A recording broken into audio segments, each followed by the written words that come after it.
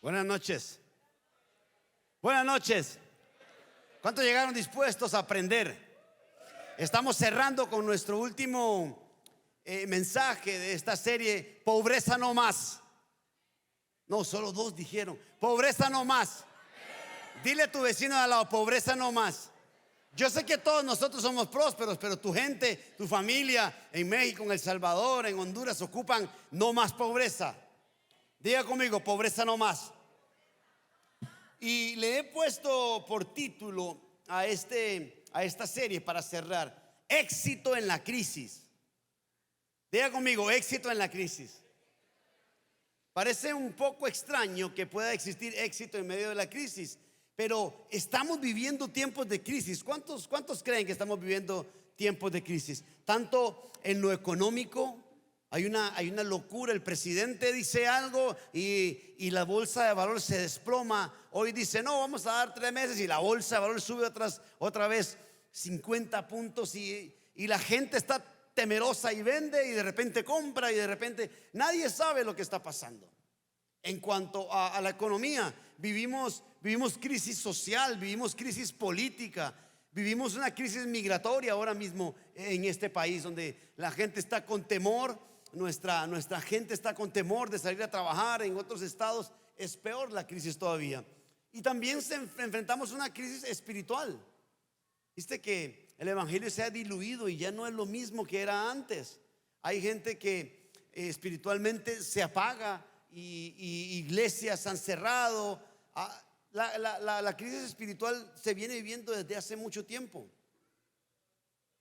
Pero hay 6 cosas positivas, 6 acciones que nosotros podemos sacar de la crisis. Hay 6 acciones que se producen en medio de la crisis. Yo no vengo a hablarle de lo malo. Ya usted sabe lo malo que sucede con la crisis. Yo quiero hablarle del otro lado, como piensa un próspero. El pobre ve crisis y se asusta. El próspero ve crisis y busca oportunidad.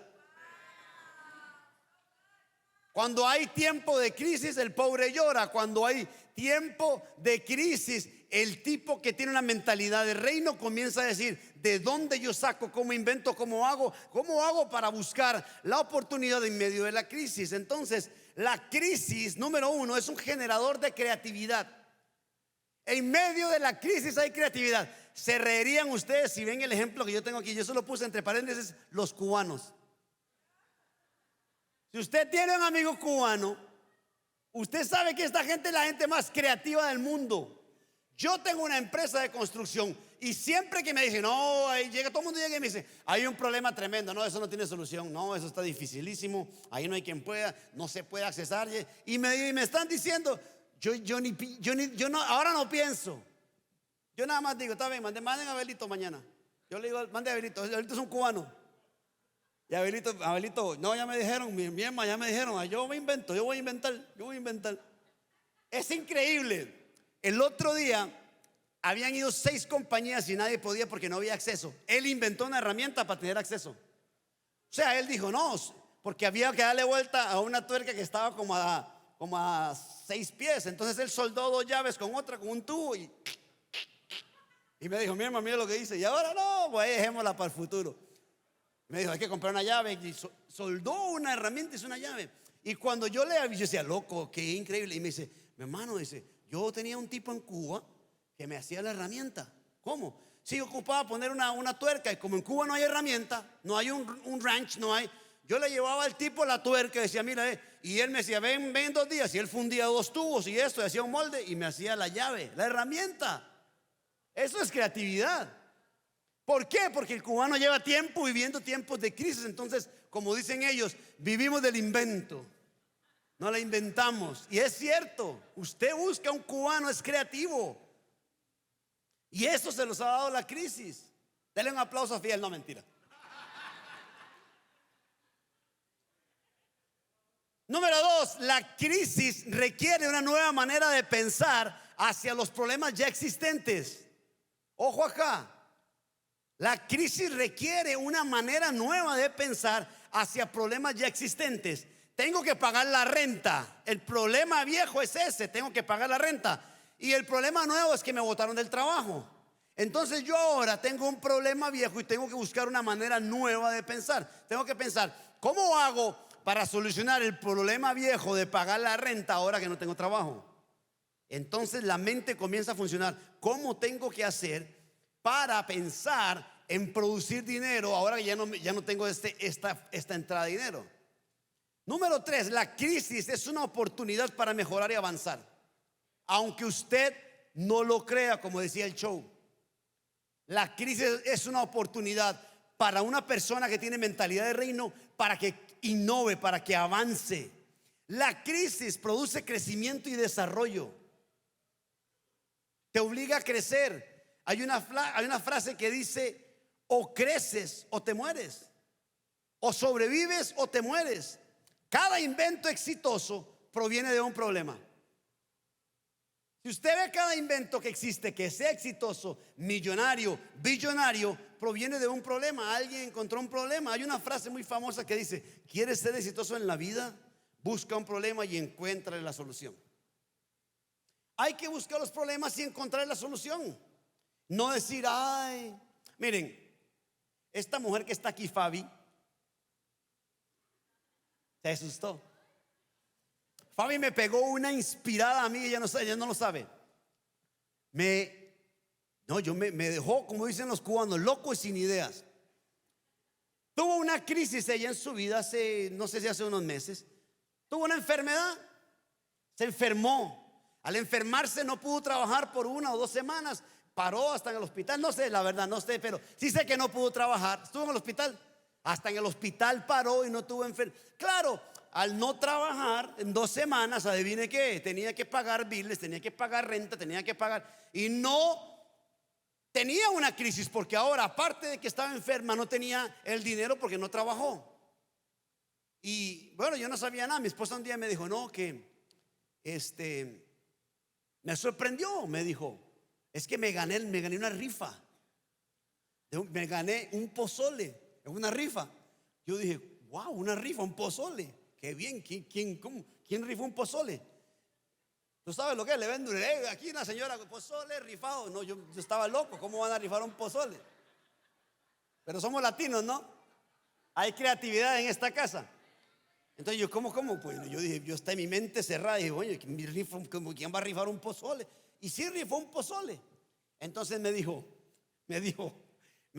no, es que Fabi rifó un pozole.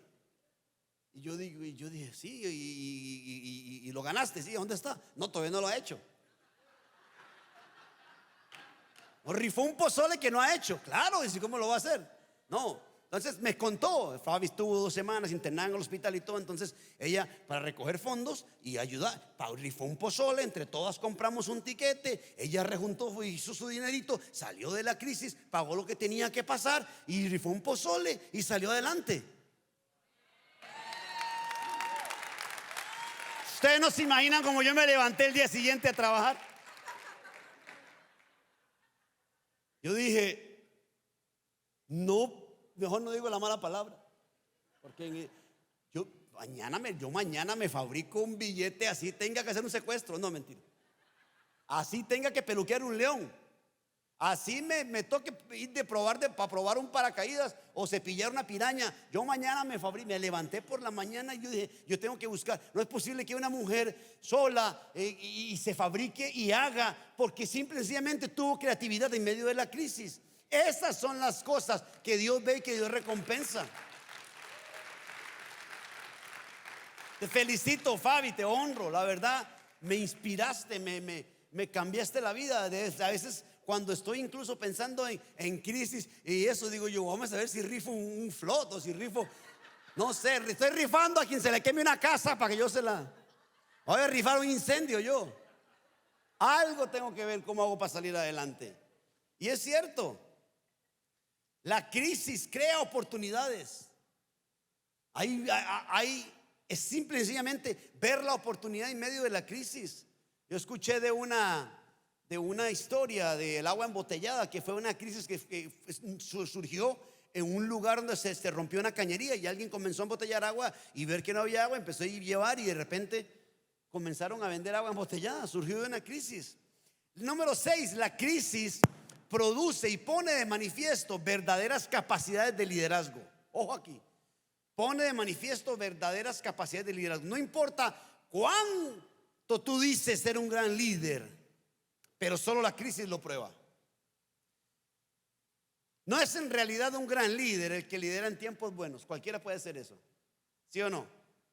Cualquiera puede liderar en tiempos buenos. Es en medio de la crisis. El liderazgo se prueba en medio de la crisis. La crisis viene para probar y poder ver si eres suficientemente maduro como lo que dices ser. Ahora quiero ver qué tan líder eres. Yo tenía un amigo que me decía a mí, no, es que un entrenador de fútbol que tenía yo aquí, en un equipo de maletas, teníamos como 40 años todos, y él decía, era un amigo salvadoreño, le decían el Pirro, y decía, Tico, si a mí, yo estoy seguro que si a mí me llaman para el Real Madrid, yo ese equipo lo hago ganar la Champions. Y todos se reían, ¿no? Y luego yo analizando, yo decía, sí, yo le decía, yo creo que sí. Pues ese equipo como estaba, era un equipo en un orden, los mejores jugadores, los mejores. Ahí ponen a cualquiera, el que no sepa, y va a decir, como decía un entrenador mío, entren 11. ¿Y cómo vamos a entrar? Ahí regaditos en la cancha, regaditos así, como siempre. Una vez nosotros jugábamos en un equipo y nombraron a un señor que era señor de escritorio ahí, era como el jefe, el líder comunal, y lo nombraron de coach porque no había coach. Y llegó y dijo, a ver muchachos, se paró y ya venía con su traje de coach y dijo, ok, vamos a echarle ganas, vamos a salir adelante todos y vamos a jugar de esta manera. Profe, la alineación. Ah, sí. Tú y tú y tú y tú y tú y tú también, tú 11. Pero acá, pero hay 2 porteros, ¿cómo es eso? Él es portero y aquel también. Y entonces yo me le quedé así y le dije, pero ¿y por qué escogió? No, yo escogí los más altos, dice. Yo dije ahí, los más altos. Y esto no es baloncesto, le dije yo. Entonces yo le dije, no, profe, porque no repite la alineación pasada. Claro, yo había sido titular. Casi siempre se repite la alineación pasada. Ah, sí, ¿dónde está? Bueno, la misma alineación de ahí jugué. Pero no es simple y sencillamente usted llegar y querer sacársela de la manga como decimos nosotros. O sea, es difícil liderar cuando hay caos, cuando hay crisis, ¿sí o no? A todo el mundo le decimos lo fiel y lo bueno que Dios ha sido con nosotros, ¿sí o no? Pero a ver qué tan fiel es Dios cuando las cosas se derrumban. No, que muchos de nosotros profesamos y decimos y hablamos de nuestra fe tan grande que tenemos. Vamos a ver qué tal es tu fe cuando te diagnostican cáncer. Vamos a ver qué tal es tu fe cuando te despiden del trabajo, cuando ves que tu negocio no camina y va a la bancarrota, cuando no encuentras la salida, cuando ves que tu matrimonio se derrumba, que tu hijo se fue a las drogas, que no vuelve a casa. Ahí es donde se prueba la fe, ahí es donde se ve el verdadero líder, en medio de la crisis. La crisis es una herramienta para el que cree en Dios. Si usted va a apuntar una nota, apunte esa. La crisis es una herramienta para aquel que verdaderamente cree en Dios. ¿Cómo la uso? ¿Cómo? Cuando usted está en medio de una crisis, usted diga, ¿cómo yo uso? ¿Cómo puedo usar este momento de crisis para salir adelante? Hay una frase famosa de William Shakespeare que dice, dulces son los frutos de la adversidad. Se han escrito más de 1000 teoremas de esta frase, de eruditos. Dulces son los frutos de la adversidad. Significa que aunque las dificultades pueden parecer amargas, a menudo nos llevan a un crecimiento de una recompensa que en retrospectiva resulta valiosa y satisfactoria. Que la crisis es un maestro severo, sí, duro, sí, pero que al final nos enseña y nos ayuda a crecer y a mejorar. Entonces, cuando estés pasando por un momento de crisis, no te quejes, no llores, piensa, ¿cómo la puedo utilizar? Así piensa una persona con mentalidad de reino. Y el famoso versículo de Romanos 8:28 que dice que sabemos que todas las cosas cooperan para el bien de quienes lo aman y son llamados según el propósito que Él tiene para ellos. Entonces la crisis coopera para tu bien. Dile a tu vecino, la crisis coopera para tu bien. Y este pasaje simple y sencillamente quiere decir que la gente con mentalidad de reino, no de pobreza, todo lo que le pase o llegue a pasar puede ser utilizado para su bien. Si a ti por desgracia te cortan una pierna, que es algo muy malo, muy feo, de alguna manera eso puede llegar a ser utilizado para tu bien. No sé cómo, no me pregunten, no sé cómo, y espero que a nadie se la corten. Pero puede ser utilizado para tu bien, porque dice la Biblia que todos los que los que aman al Señor, todas las cosas le obran para bien. En realidad, si usted es un poco retrospectivo, se da cuenta que se aprende más de una derrota que de las victorias. José Raúl Capablanca, considerado el más grande de los ajedrecistas de todos los tiempos, dejó una frase para la posteridad que dice: se aprende más de una partida perdida que de 100 ganadas. Usted gana una partida y se va para su casa y ya gané. ¿Cómo le fue? Gané. Gané. Juega un torneo y usted gana 7 partidas y usted se olvida de eso. Pierde una y pasa 2 semanas. ¿Cómo fui? ¿Pero en qué momento? Y va y busca, investiga. ¿Pero cómo? Ay, dejé ese alfil allá. Tuve que haber jugado alfil acá. Y usted está pensando y piensa y busca la manera para no volver a cometer ese error. ¿Qué pasaría si nosotros analizáramos nuestras derrotas y aprendiéramos más de nuestras derrotas que de nuestras victorias? Seríamos gente que crecemos cada situación de crisis. Nunca te creerán por las cosas que dices poder hacer, sino por las situaciones a las que has sobrevivido. Esta frase es una frase del doctor Miles Monroe, que en paz descanse. Dice que la gente no te va a creer por aquello que tú dices hacer, sino por las situaciones a las que has sobrevivido. Yo sobreviví al cáncer. Ay, la gente se pone. Veo una pastora que estuvo aquí el domingo pasado cuando habló de esta mujer. Es una sobreviviente y todo el mundo estaba así que se caía de la silla. Ella contó un poquito de su testimonio y todo el mundo estaba como, y hay credibilidad porque ella sobrevivió a eso. La verdad acerca de la pobreza es que es un espíritu, y la pobreza no es más que un estado mental. Si que usted quiere ayudar a un pobre, lo mejor que usted puede hacer, primero que nada, para ayudar a un pobre, es no ser otro.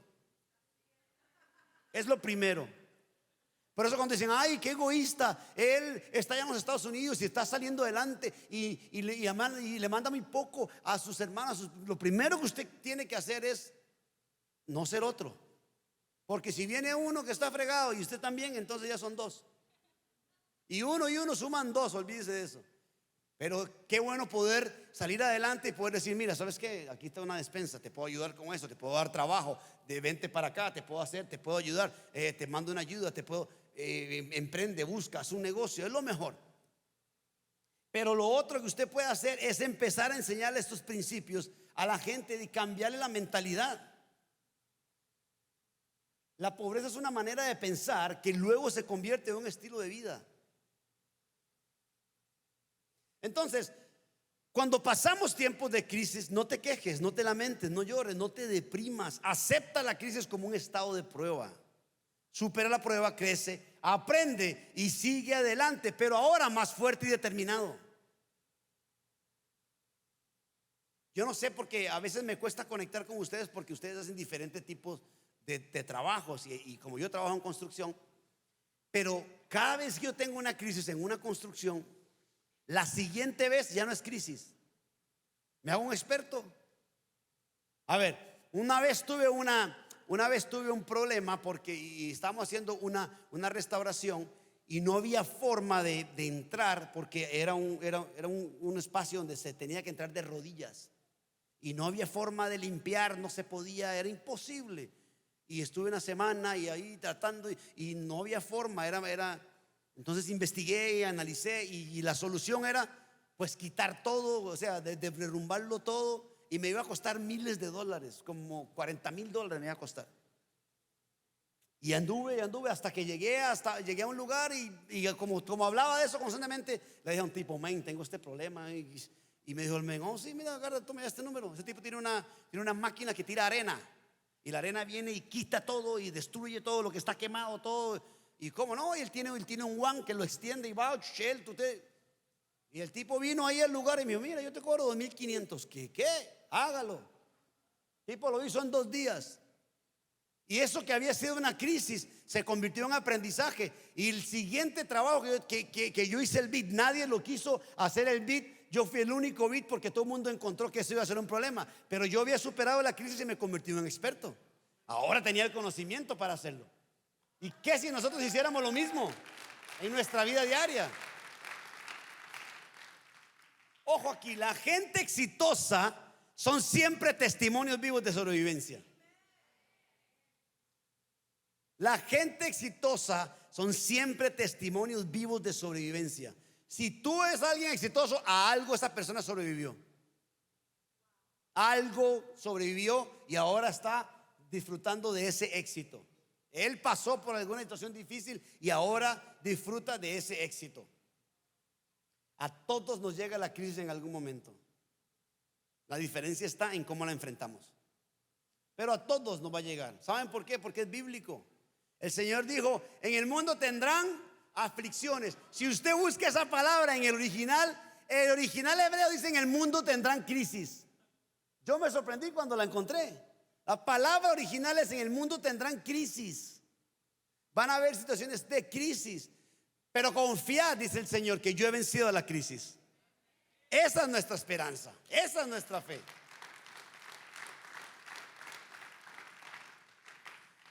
La crisis es un examen, pero como todo examen es temporal. ¿Alguna vez usted le da un examen que no tenga tiempo de vencimiento? No. ¿Sí o no? La crisis es un examen, pero el examen tiene su tiempo: 1 hora, 40 minutos, 50, hora y media. Así que tiene un tiempo de expiración. Como dice Eclesiastés 3:1, hay una temporada para todo tiempo, un tiempo para cada actividad bajo el cielo.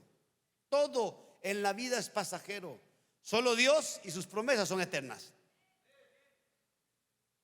Tomen una foto de esa frase. Cuando usted está pasando por un tiempo de crisis, recuérdese que todo en la vida es pasajero y solo Dios y sus promesas son eternas. Entonces usted le va a decir: crisis mentirosa, yo sé que eres pasajero, pero yo confío en un Dios que tiene promesas para mí que son eternas. ¿Saben ustedes que el éxito es predecible? Se puede predecir el éxito. ¿Sí? Levántate, trabaja, esfuérzate, sé honesto, sé humilde, ten fe, confía en Dios, encárgale a Dios, sé leal, sé agradecido, sé generoso y vas a prosperar, vas a tener éxito. Igualmente el fracaso es predecible: sé flojo, malgastado, malagradecido, deshonesto, desleal, y a tu tiempo te llegará el fracaso. Tanto el éxito como el fracaso es predecible. Usted puede ver a alguien y darse cuenta si esa persona va por un buen camino o va por un mal camino, por simple y sencillamente cómo se dirige, lo que hace, cómo tiene las cosas, cómo maneja a sus empleados, cómo le habla a las demás personas.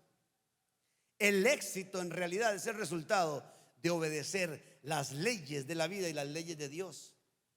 A mí siempre me encantó esto lo explico cuando hacíamos los encuentros. Yo explicaba esto, que el éxito es el resultado de obedecer las leyes, punto. Las leyes de Dios y las leyes de la vida. Por ejemplo, yo siempre ponía este ejemplo, que era un ejemplo muy gráfico: el trapecista. ¿Saben qué es un trapecista, no? El trapecista tiene que cumplir con una ley muy simple: no caerse. Porque si se cae, la ley de la gravedad lo va a castigar severamente. Y si el trapecista desconoce la ley de la gravedad, ¿adivinen qué le va a pasar? Se va a hacer tierra en el suelo. Y no puede llegar a decir: es que yo no sabía que había una ley de la gravedad. A la ley de la gravedad no le importa si tú crees o no en la ley de la gravedad o si la desconoces. Si te tiras de un 4º piso de un edificio, te va a ir mal, porque la gravedad te va a hacer tierra en el suelo, te vas a esponjar, te vas a golpear durísimo. Entonces el trapecista, para ser exitoso, tiene que respetar y tiene que cumplir con la ley de la gravedad: poner redes, amarrarse, hacer algo por si algo llega a pasar. Miren cómo el Señor nos deja en Josué 1:8. Dice: recita siempre este libro de la ley y medita en él de día y de noche. Cumple con cuidado todo lo que ahí está escrito, así prosperarás y tendrás éxito. La versión original dice así como esta: recita siempre este libro de ¿qué? La ley. La palabra de Dios es una ley, y si tú la cumples, dice que tendremos prosperidad y éxito. La obediencia de la ley produce prosperidad y éxito. Dice Jeremías 29:11: porque yo sé muy bien los planes que tengo para ustedes, afirma el Señor, planes de bienestar y no de calamidad, a fin de darnos un futuro y una esperanza. Deja de buscar por un cheque y comienza a buscar una oportunidad. Ese es el problema más grande que tiene un pobre que sale en la mañana a buscar un cheque en vez de buscar una oportunidad. Sí trabaja, pero busca la oportunidad. Sí esfuérzate, pero siempre buscando una oportunidad. Saben que escuché una frase de un predicador que pues viajaba mucho, falleció en un accidente aéreo hace como unos 8 años. Y él dice que su piloto le decía que cuando había una tormenta, él no se preocupaba tanto por la tecnología ni se preocupaba por arreglar en ese momento, que cuando él estaba atravesando una tormenta, él decía que lo que él tenía que hacer era ir de vuelta a los principios básicos de la aerodinámica.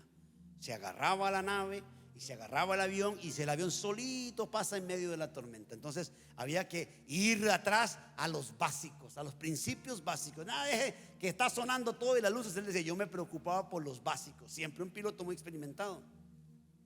Y yo me preguntaba: ¿no será si nosotros tendríamos que volver a los principios básicos? Génesis 2:11, el primer mandamiento que el Señor nos dio, dice: Dios tomó al hombre y lo puso en el jardín del Edén para que lo cultivara y lo trabajara. El primer principio básico que el Señor nos dio fue: trabaja y cuida lo que tienes. Trabaja y cuida lo que te doy. Trabaja y cuida tu familia, cuida tu ministerio, cuida tu empresa. Trabaja, pero trabaja, hay que volver a las bases.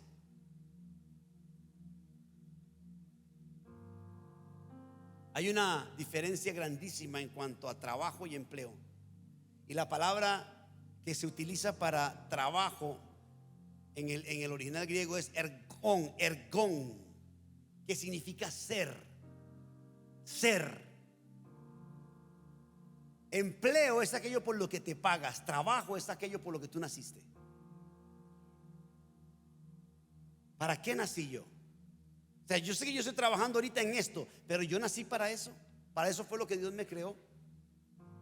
Somos gente victoriosa. ¿Sabes? Es impresionante cuando yo escucho que gente se considera un fracaso. Si tú estás vivo, eres un exitoso.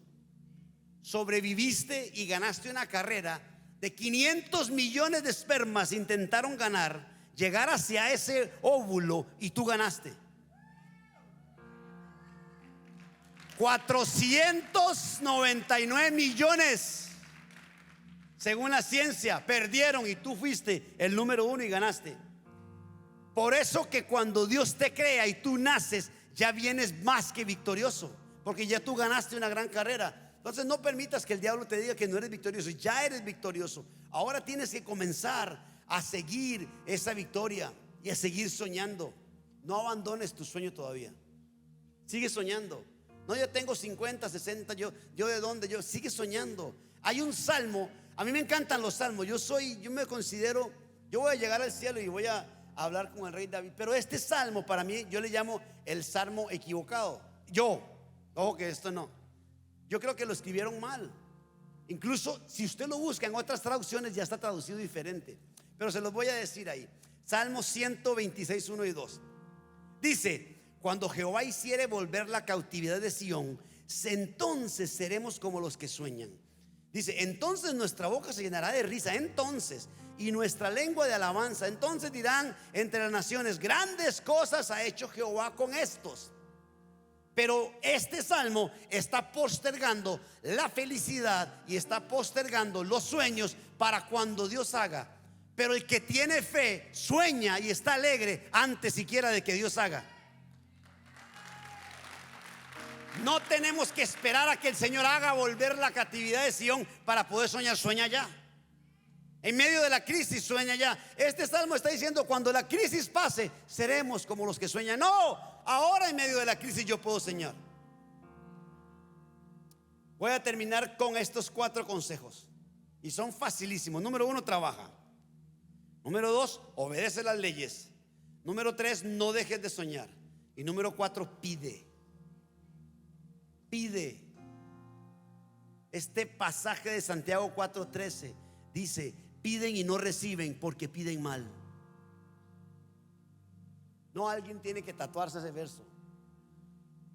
Piden y no reciben porque piden mal, para malgastarnos sus plazas. Pedimos mal. es siempre increíble. Este pasaje hizo rema esta semana que ustedes no se imaginan en mi cabeza. Pídele a Dios que te dé lo que tú necesitas, lo que tú quieres, pero pídele de día, pídele de noche, pídele en el almuerzo, pídele en la cena, en la cama, en la tormenta, en medio de las preocupaciones. Pídele. Salmos 2:8 dice: pídeme y te daré por herencia a las naciones y como posesión tuya los confines de la tierra. Pidamos bien. Y les digo que me hizo rema porque el pastor Marcos Yaroy sacó este pasaje que es impresionante. Hizo rema, fue palabra viva. Cuando en Mateo 8:21 él contó, no, en Marcos, sí, Mateo 8:21 él contó la historia. Dice que un discípulo de los discípulos se acercó al Señor. ¿Cuántos se acuerdan de esa frase? No sé si a ustedes les pasó por alto. Ojo acá. Uno dice: un discípulo de sus discípulos se acercó y le dijo: maestro, dame licencia, dame permiso. Ocupo que me des un permiso, ocupo que me hagas un favor, por favor. Y Jesús le dijo: ¿sí? ¿Cómo? Dice: uno de mis familiares murió. Oh. Yo sé que se empezó a quitar la túnica, la chamarra. Le dijo: ¿y qué quieres que? Ok, ¿cuál es el permiso que quieres que haga? No, que me dejes ir a enterrarlo. Bueno, bien pueda. Que no deje que los muertos se entierren a los muertos y que los vivos se entierren a los vivos. Fue la frase que dijo el Señor. Yo me imagino que, y como dijo el pastor Yaroy, dice: el Señor se puso a pensar: qué atrevimiento pedirme ir a enterrar a un hermano, a un familiar, cuando si hubiese tenido la fe que tuvieron otros, me hubiera pedido que lo reviviera. Me cautivó de tal manera este pasaje y me estaba dando vueltas en la cabeza, porque Marcos 10:51, hay la historia de un ciego que sentado en el camino, dice la Biblia, escuchó que el Señor venía y se llamaba Bartimeo, y le dijo: hijo de David, ten misericordia de mí. Y daba voces, dice la Biblia, y lo mandaron a callar, y él seguía dando voces y Señor, ten misericordia de mí, hijo de David, hasta que el Señor lo hizo llamar. Y cuando lo trajeron al ciego, llegó el ciego ahí. Dice Marcos 10:51, una pregunta que yo no la entendí hasta ahora de esta manera: ¿qué quieres que haga por ti? ¿No se imagina ese tipo hubiera sido cubano? Le hubiera dicho: maestro, ¿qué quieres que haga por ti? Le preguntó el Señor. Dice: ¿qué quieres que haga por ti? Preguntó el Señor. Mi rabí, dijo el hombre ciego, quiero ver. Dice que al instante recobró la vista y le dijo: tu fe te ha sanado. Al instante.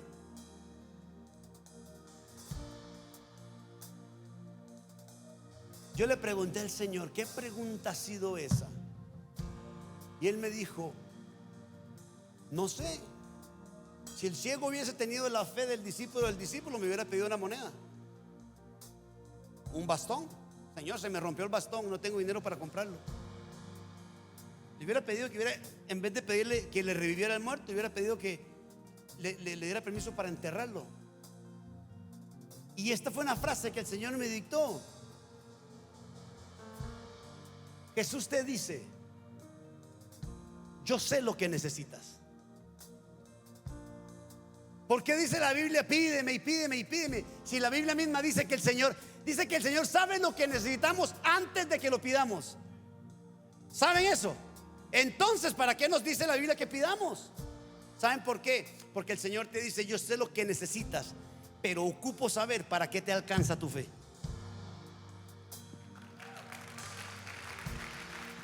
¿Te alcanza para recuperar la vista o te alcanza para un bastón? ¿Te alcanza para revivir a un muerto o te alcanza para dejarte que lo vayas a enterrar? Vamos a ser libres y nuestros familiares van a ser libres de la pobreza.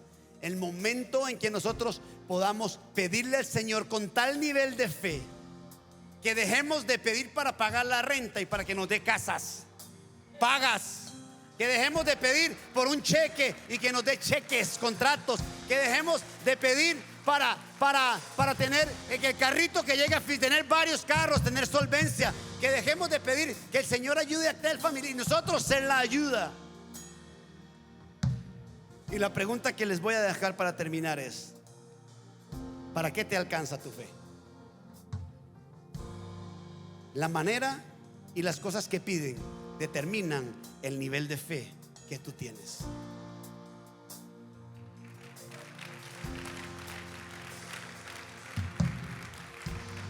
Muéstrame la lista de peticiones que tú tienes diariamente con el Señor y yo te voy a mostrar el nivel de fe que tú tienes. Buenas noches.